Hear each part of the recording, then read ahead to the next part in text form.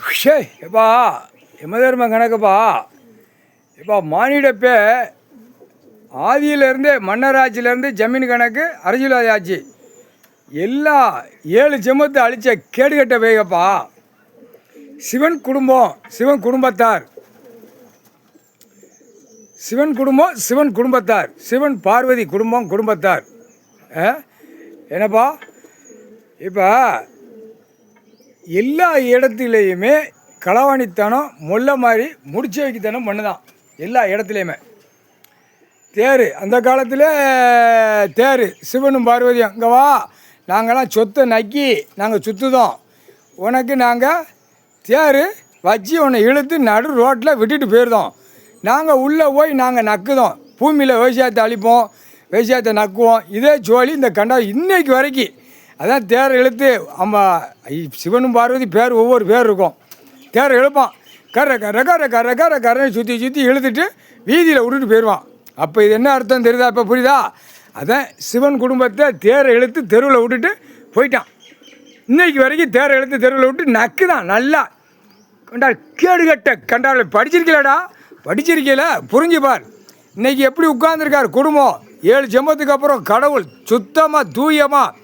சுத்தமாக தூயமாக உட்காந்துருக்கார். இந்த நீதிமன்ற கோர்ட்டுக்கு நீதிமானம் அவர் தான், நீதி அரசரே அவர் தான். கைலாசத்தில் உட்காந்து கணக்கு எடுத்து கொடுத்துருக்கார்.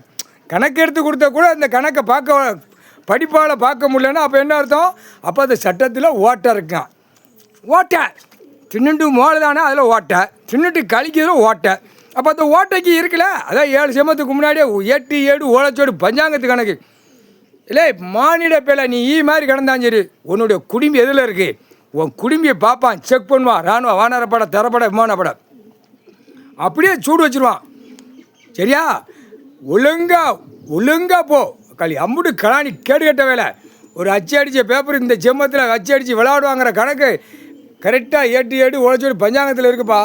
கரெக்டாக அந்த பேப்பர் வச்சு விளையாண்டு அழித்து நாசம் பண்ணி வச்சுருக்கான் கேடுகட்ட கண்டார ஒளிமனுங்க.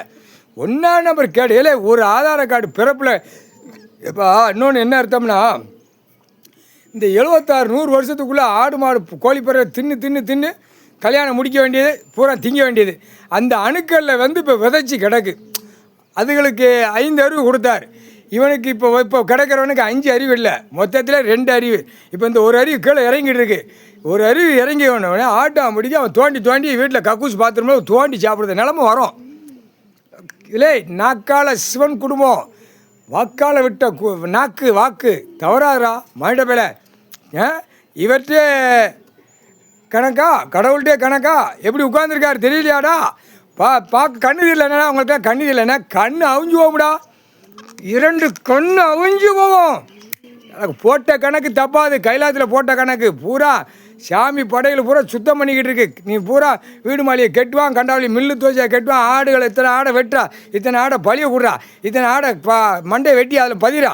கண்டாரவழி பூமியில் பாலாக்க வந்த கேடுகட்ட கண்டாரவழி மண்ண காவு பூரா இப்போ காவு பூரா சுத்தம் பண்ணிக்கிட்டு இருக்கு.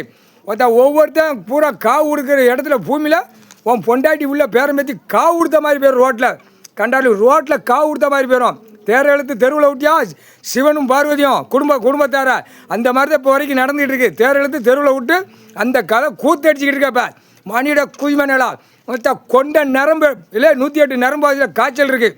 வயிறு ஊத்தம், கண்ணு 2 அழுகிறது, உன் மூளை அழுகிறது, எல்லா காய்ச்சல் இருக்குடா.